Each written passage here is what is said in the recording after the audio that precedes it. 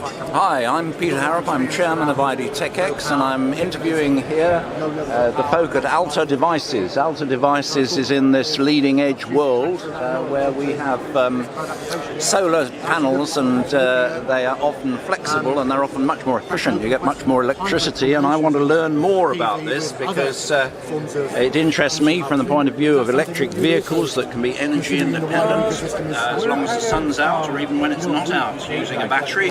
And they're being applied here apparently to wearable technology. So Rich Kapitsa is going to answer my questions. Can you tell us a bit? Yes. So as you mentioned, we are a solar cell technology company.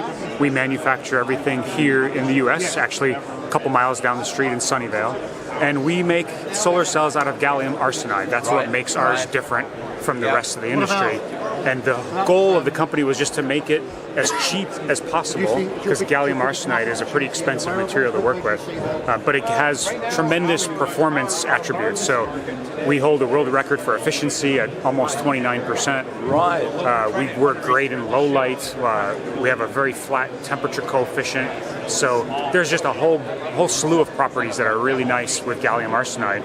And in the end, what we ended up making are these really thin, flexible solar cells, which can go into vehicles of all types, either airplanes or cars or whatnot, as well as, you mentioned, indoor applications such as IoT sensors for energy harvesting use and wearables. And there's just a whole bunch of other things that we're looking at as well. So anywhere there's a battery, we make that battery either go away or last longer. That's really exciting, because I remember we had Boeing Spectralab talking 10 years ago, and they were saying that, to be honest, gallium arsenide, like gallium arsenide germanium in layers, was something that was so expensive it was really only on satellites. That's and right. They said, we think we can bring it to Earth. Well, you have done it. That's right. Done in fact, it. When we started off, they thought what we were trying to do was impossible, and we've proven that that's not the case. And we literally grow these tiny films, these really thin films, onto a substrate. Oh, you actually manufacture yourself? Yeah. Oh, right. Yeah, right here in Sunnyvale. Right.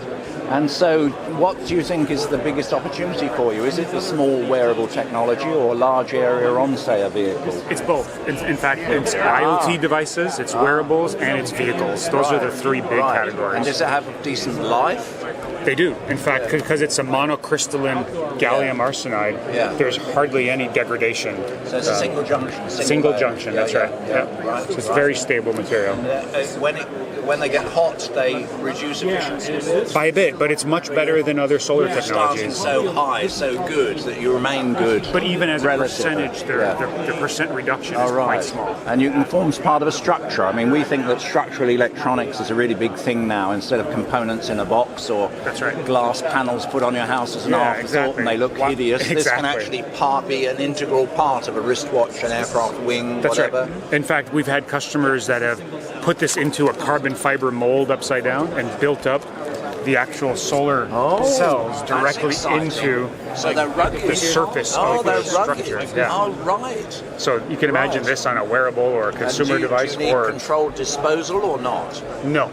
They pass all the recyclability requirements. The cadmium telluride ones are not really allowed, are they? That's right. You can put them on a building, but it has to be a controlled removal because of the cadmium after 20 years, and they're not going to appear on anything a child can bite or anything like that. Right. So you've got a safe product that is available as a widely dispersed, volume product. Indeed. Yep. How exciting! That's wonderful. Now, you say you're a relatively small company? We are. We're about 130 people. Yeah. Tell us about the twinkle in your eye. Are you going global? Are you global already, or what are you doing? We were acquired a little over a year ago by a big Chinese energy company. Oh, really? And so that's really what's funding our build-out. Yes, indeed. So they will do what? They are essentially funding our scale-out. So we're going to build a larger factory here in our facility in Sunnyvale, and then we're going to take it overseas and build a much larger factory overseas in China. Oh, so that's their benefit, but you can then market strongly in China and globally. That's right. Yeah, that's right. Oh, how interesting. Yeah. So at the moment, you're not yourself then setting up foreign offices?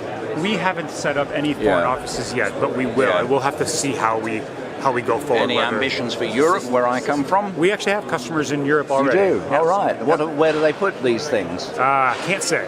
Oh, it's a secret. Oh, there we go. Right, secret stuff. But you can be any shape, any format, whatever. Yeah, absolutely marvelous.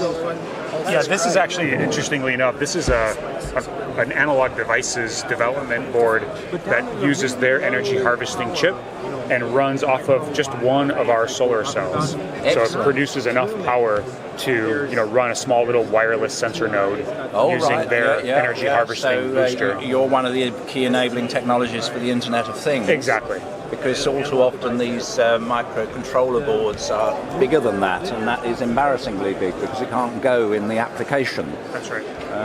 So that's most exciting. And do you sometimes link that with other forms of energy harvesting? So, for instance, the old one of good weather, bad weather.